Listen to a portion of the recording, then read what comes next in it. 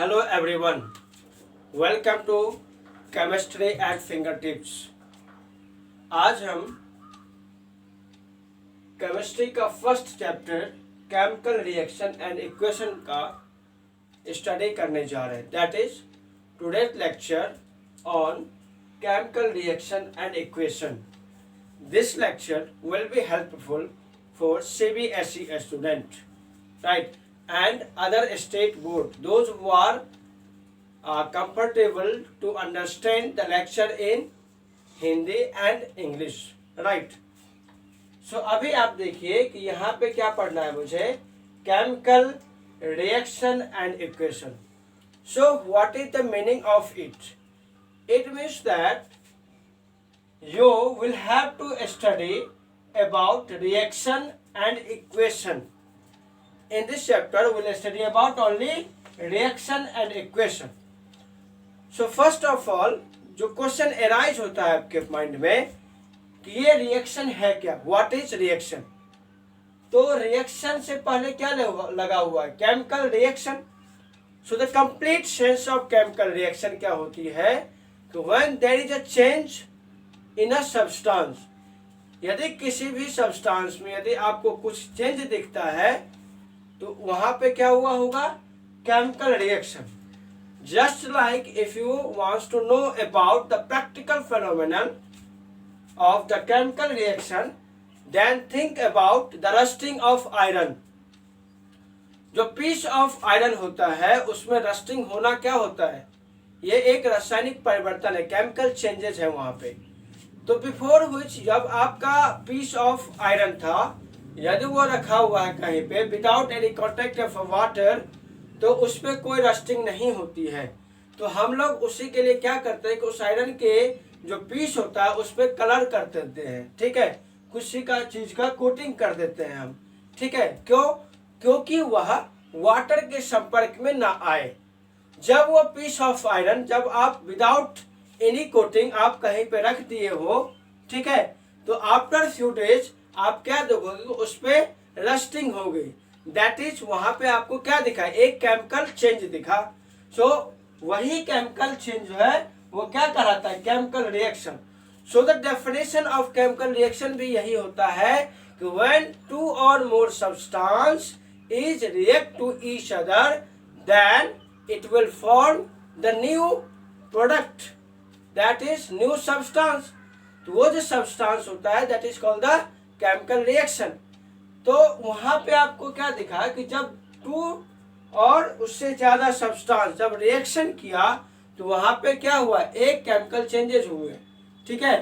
तो अब आप एक डेफिनेशन ये भी लिख सकते हो कि व्हेन टू और more substance is react to each other, then chemical change will be takes place over there, right. वहां पे क्या हुआ, केमिकल चेंज हुआ, ठीक है। तो ये भी डेफिनेशन हो सकती है। तो बेसिकली आप इसको ऐसे समझो कि जब आप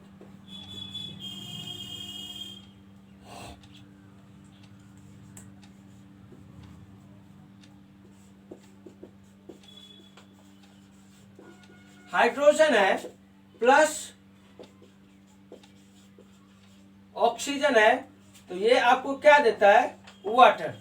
तो अभी देखिए क्या हुआ कि यहाँ पे मैंने क्या बोला, केमिकल रिएक्शन का जो डेफिनेशन मैंने बोला कि व्हेन टू और more substance is react to each other, then chemical changes takes place, right. Chemical changes वहां पे हुए। तो अभी आप देखिए कि यहाँ पे ये हाइड्रोजन था और ये ऑक्सीजन है। तो अभी क्या है, ये एक एलिमेंट है, एक हाइड्रोजन एलिमेंट है, एक ऑक्सीजन है। बट आफ्टर रिएक्शन आपको क्या दिखा, वाटर। दैट इज यहाँ पे क्या हुआ, केमिकल चेंजेस दिखे, केमिकल चेंज हुआ यहाँ पे। तो before the reaction you have two different element and the name of the element is hydrogen and oxygen. But after the reaction new substance will form, that is the chemical changes over here and it will form the water. तो after chemical changing आपको क्या बना यहाँ पे, water.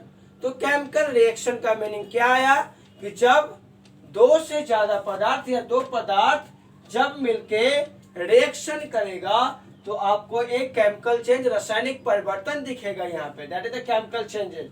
और वो chemical changes मुझे यहाँ पे दिखेगा और वही क्या होगा, एक न्यू सब्सटेंस होगा। तो अभी आप देखिए कि जब केमिकल रिएक्शन को पढ़ रहे हैं तो मुझे अभी ये भी समझना होगा कि जो न्यू सब्सटेंस बना है वह केमिकल रिएक्शन का कौन सी पार्ट है। जो सब्सटेंस नहीं बना था, जिसमें केमिकल चेंजेस नहीं हुए थे, वो सब्सटेंस क्या कहलाएंगी। सो आपको क्या करना है, केमिकल रिएक्शन को समझने के लिए आपको 3 पार्ट्स की नीड होती है, दैट इज रिएक्टेंट,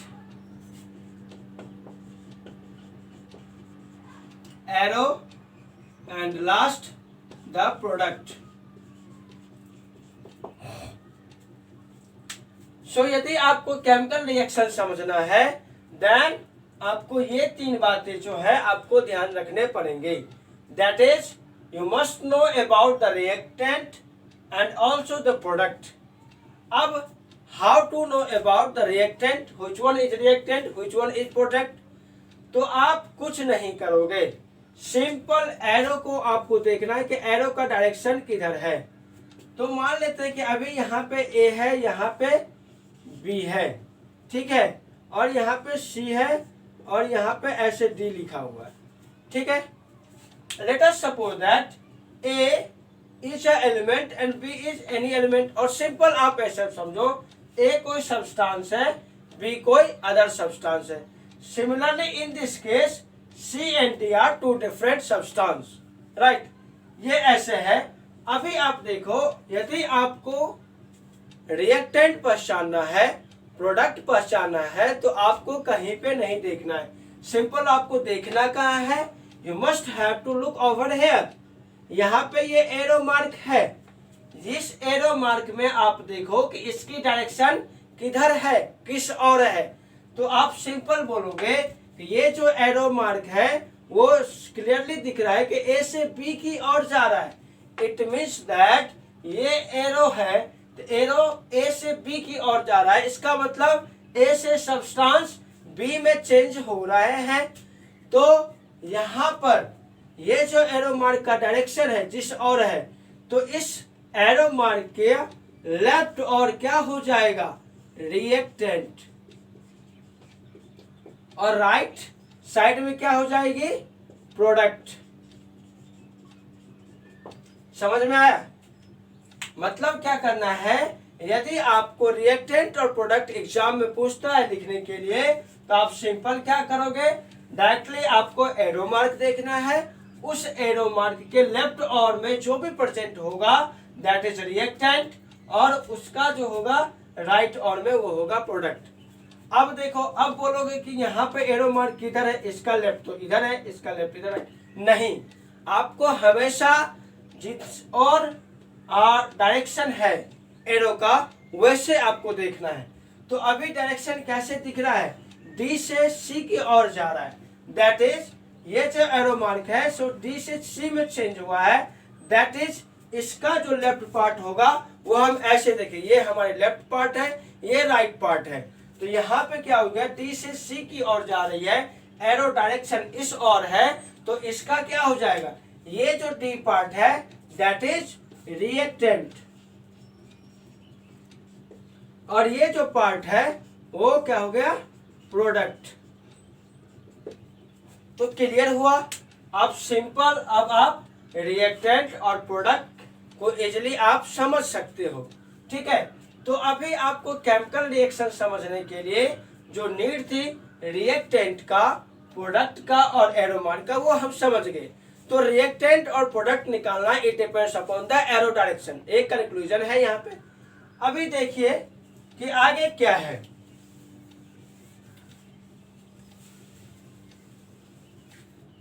अभी मैंने यहाँ पे लिखा है hydrogen plus oxygen that will give the water. तो after chemical changes, after chemical reaction water दे रहा है, ठीक है। तो अभी यहाँ पे यदि कोई पूछेगा आपको रिएक्टेंट और वाटर के बारे में, तो आप तुरंत उसे आंसर कर सकते हैं कि सर क्लियरली यहाँ पे दिख रहा है कि एरो का डायरेक्शन इस ओर है, सो यहाँ पे क्या एरो डायरेक्शन इस और है, ठीक है। तो अभी आप देखिए कि ये जो हो जाएगा वो क्या हो जाएगा, ये पार्ट जो है रिएक्टेंट है और ये पार्ट कौन सी है, प्रोडक्ट है, ठीक है। ये पार्ट कौन सी होगी, प्रोडक्ट होगी, ये पार्ट होगी रिएक्टेंट। तो केमिकल इक्वेशन की जरूरत क्यों हुई, सो हम केमिकल रिएक्शन से ही समझ जाते, तो why we need of chemical equation. So the reason behind it to need of chemical equation, जब आप हर एक रिएक्शन को लिखोगे तो आपका क्या होगा, सबसे पहले स्पेस कंज्यूम होगा, टाइम भी आपका कंज्यूम होगा, ठीक है। अभी आप पूरा हाइड्रोजन लिख रहे हो, पूरा ऑक्सीजन लिख रहे हो, फिर वाटर लिख रहे हो, तो कितना स्पेस ले रहा है, बहुत ज्यादा ले रहा है, प्लस टाइम भी कंज्यूम हो रहा है, ठीक है। सो क्या हुआ, इसीलिए हम लोग क्या किए, जो साइंटिस्ट था वो हर एक एलिमेंट का क्या कर दिया, सिंबल ही साथ में उसका रिप्रेजेंट कर दिया कि किसी भी एलिमेंट का कौन सी सिंबल है, राइट। सो क्या हुआ, केमिकल इक्वेशन की डेफिनेशन तभी बनाई गई when a chemical reaction will be written in the symbolic form, ठीक है। सिंबॉलिक फॉर्म में यदि केमिकल रिएक्शन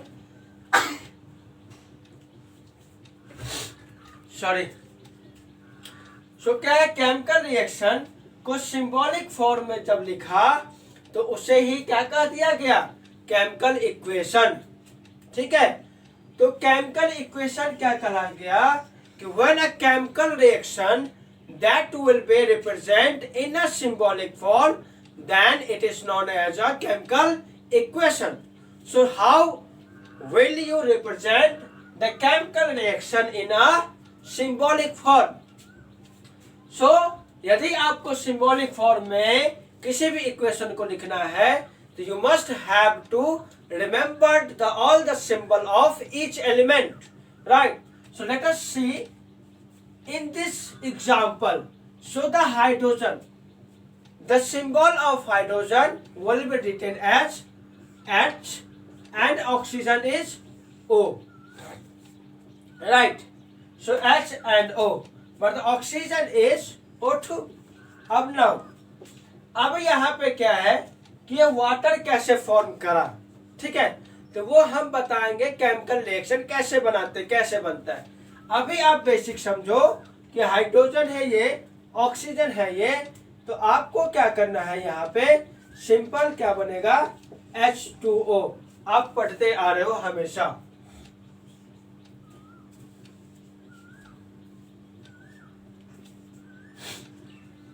ठीक है। अभी जब मैंने रिएक्शन यहाँ पे लिखा था H प्लस O2 और यहाँ पे जब मैं लिखा था H प्लस O2 और यहाँ पर जब मैं H2O लिखा था, तो आपने अभी अभी देखा कि मैंने यहाँ पे कुछ नंबर भी यहाँ पे डाल दिए हैं। अब ये नंबर क्यों आया है वो हम बताते हैं।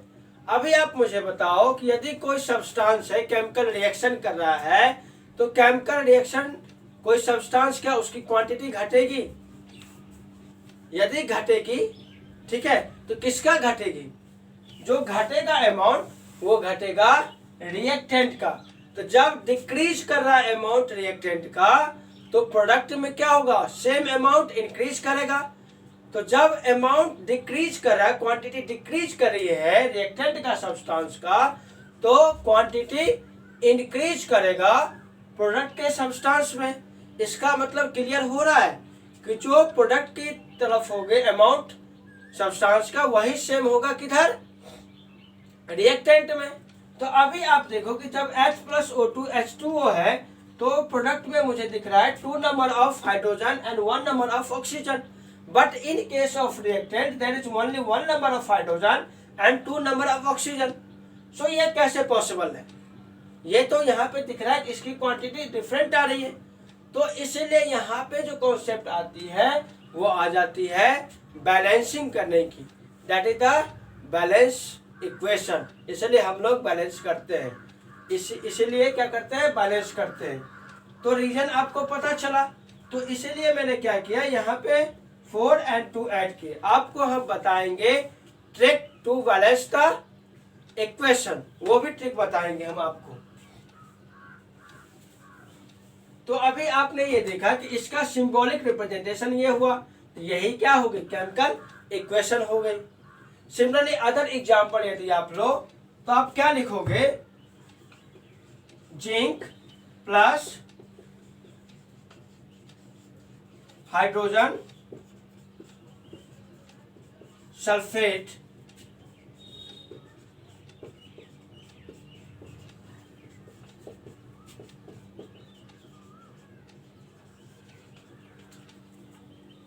केमिकल रिएक्शन है zinc plus hydrogen sulphate, it will give zinc sulphate plus hydrogen. अभी आपको नहीं सोचना है क्या बन रहा प्रोडक्ट, वो हम बता देंगे। कल की जो नेक्स्ट क्लास होगी वो हम बताएंगे how to make the chemical reaction. आप इजीली समझ जाओगे केमिकल रिएक्शन कैसे फॉर्म होता है, ठीक है। तो अभी आप ये देखो कि जिंक है, ये हाइड्रोजन सल्फेट है, अभी बनाया है जिंक सल्फेट और हाइड्रोजन। तो हमारी फर्स्ट स्टेप क्या आएगी, ये केमिकल रिएक्शन है, मुझे केमिकल इक्वेशन लिखना है। तो सबसे पहले हमारी क्या होती है कि हम उस जो भी सब्सटेंस है उसका सिंबॉलिक रिप्रेजेंट देखें, ठीक है। तो सिंबॉलिक रिप्रेजेंट कैसे देखेंगे, तो आप मुझे बोलेंगे कि सर हमारे जो पीरियोडिक टेबल है उसमें ईच एलिमेंट का सिंबॉलिक है, जिंक ये हाइड्रोजन सल्फेट का सिंबॉलिक नहीं है, जिंक सल्फेट का सिंबल नहीं दिया, तो ये कैसे सीखेंगे वो हम बताएंगे आपको, कैसे ही इसका सिंबल हम बनाएंगे, केमिकल कंपाउंड लिखेंगे, इसका सिंबल कैसे आएगा वो हम बताएंगे, ठीक है। अभी बस आप मुझे इतना बता दो कि जो ये जिंक है उसका सिंबल कैसे लिखते हैं, Zn, हाइड्रोजन का सिंबल क्या है H, ठीक है। ये सल्फेट है, तो सल्फेट में जो होता है सिंबल SO4 है, तो यहाँ पे सल्फर और ऑक्सीजन है। तो आपको ये भी क्लियर हो गया कि जहां पे भी सल्फेट होगा वहां पे क्या होगी, SO4 होगा उस कंपाउंड में प्रेजेंट, ठीक है। तो अभी आप देखिए कि ये जो है सल्फेट, तो अभी क्या है मैंने डायरेक्टली लिखा जिंक का सिंबल Zn प्लस H2SO4। अब आप फिर कंफ्यूज कर गए होंगे कि आपने H2 कैसे लिखा, और तो आपको ये समझने के लिए आप क्या करना, हमारी चैनल के प्लेलिस्ट में जाना और वहां पे होगा basic of organic chemistry for 11th and 12th, उसमें वैलेंसी और इलेक्ट्रोनेगेटिविटी की एक क्लास होगी, आप वो देख लेना। आप ये मत समझना कि वो 11th और 12th के लिए, वो आपके लिए भी हेल्पफुल है, तो आप क्या करना वो समझना। तो वहां पे मैंने बताया था कि जो वैलेंसी है हाइड्रोजन की वो +1 है, और सल्फर और ऑक्सीजन की वैलेंसी जो है वो -2 है, ठीक है, और सल्फर की भी वैलेंसी -2 है। तो अब आप मुझे बोलेंगे कि इस दोनों का तो वैलेंसी सेम है, -2 है, तो आपने कैसे करा है। तो यहाँ पे मुझे क्या कोई चार्ज दिख रहा है क्या, यहाँ पे लिखा हुआ है H2SO4 positive charge, negative charge लिखा है, नहीं है। इसका मतलब ये केमिकल रिएक्शन क्या है, न्यूट्रल है, it means that there is no charge on this reaction. तो इसका मतलब ये भी क्लियर हो गया कि इस केमिकल रिएक्शन में equal number of positive charge होगा, equal number of negative charge होगा, राइट।